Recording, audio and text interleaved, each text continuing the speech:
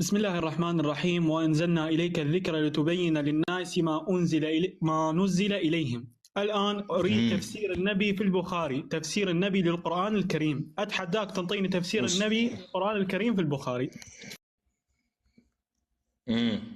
طيب ما في تفسير للنبي، شنو الحل؟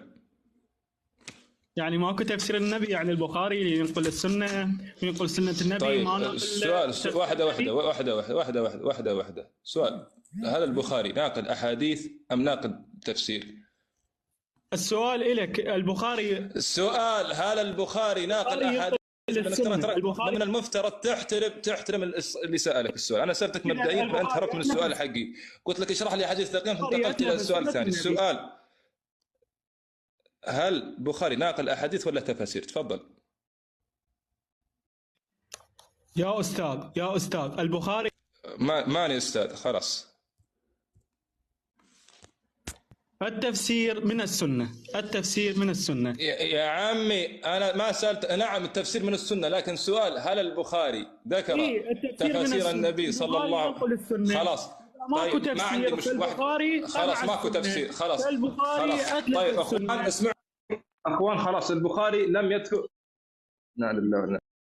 يعني ثاني سؤالي بسيط، يعني ليش البخاري أتلف السنة وما نقل؟ طيب لحظة، ثاني اتصال يا عمي. اهدى انت يا عمي، جاني اتصال يا عمي. اهدى يا عمي. انت مجمع صندوق عندك ما شاء الله، والصندوق فيه كمية شبهات وتطلع ما شاء الله كل شبهة وتوزعها لنا، يعني صدقة جارية ولا كيف؟ اهدى خلاص. انا سلمتك اياه، قلت البخاري لم يفسر النبي صلى الله عليه وسلم بتفسيره كامل. شنو ردك؟ يعني هسه البخاري قمع السنة.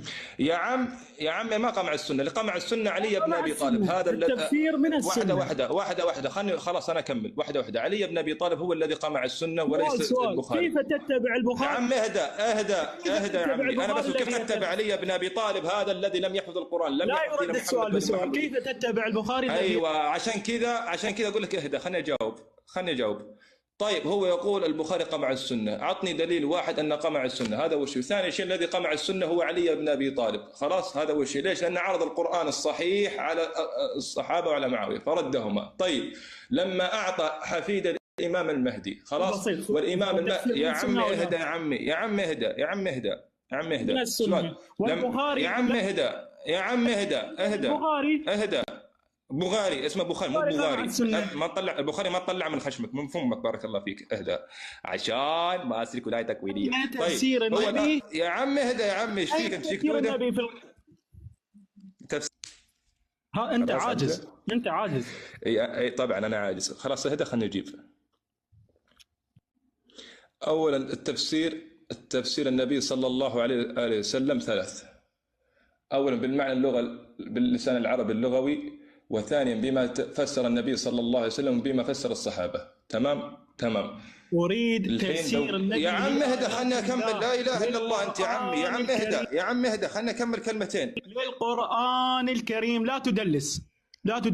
خلاص يلا ما في تفسير. يلا خلاص ما عطتنا مجال نجيب. يلا ما في تفسير. شنو ردك؟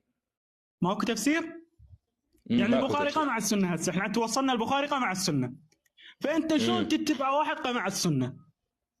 خلصت؟ نعم تفضل. إذنك يا فراس. خلصت؟ ثواني يا فراس بعد إذنك. يا حمزة تمام. طيب أنا أنت قلت عددت أنواع التفاسير، أين هي بكل أنواعها؟ حمزة حبيبي خليك معايا. أنا لا أؤمن بكتبك وأنت لا تؤمن بكتبي، صحيح؟ نحط أصول بس بالراحة كده، ودينا بنتكلم بصوت واطي. أنت لا تؤمن بكتبي وأنا لا أؤمن بكتبك، صحيح؟ افتح المايك ما تكتمش. افتح المايك يا حمزة. سؤالي بسيط، يعني انت ليش تشرد من السؤال؟ يا حمزة ثواني بس، سيبك. انا شنو اريد تفسير النبي للقرآن الكريم في البخاري. اين تفسير النبي؟ يا حبيبي تعالى نأصل بس شوية حاجات وارد عليك والله على كل حاجة. انت تؤمن بكتب. لا تدلس. انا اريد تفسير النبي للقرآن الكريم. انطيني تفسير النبي للقرآن الكريم في البخاري، واذا ما اعطيتني اياه فالبخاري قمع السنة، فانت تتبع واحد قامع للسنة. ما انت لو بتفهم هتفهم ان البخاري ناقل وليس مفسر. عرفت انك انت ما بتفهمش، فانا عشان كده بقول لك التفسير من ضمن السنة.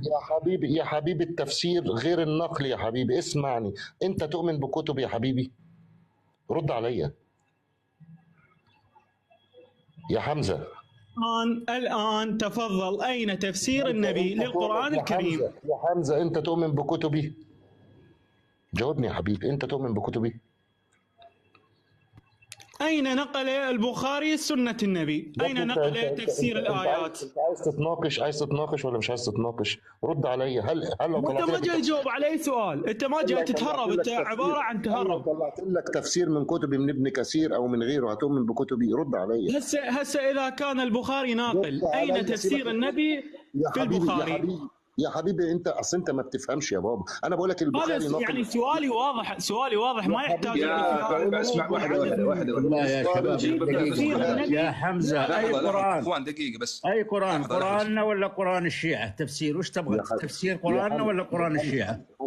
قلت لك البخاري ناقل للاحاديث الرسول صلى الله عليه وسلم، تمام. انا عندي تفسيرات لائمه ثانيه غير البخاري كتير. النبي الذي كلف بالتفسير وليس ابن كثير. جاوبني طب، ما تبقى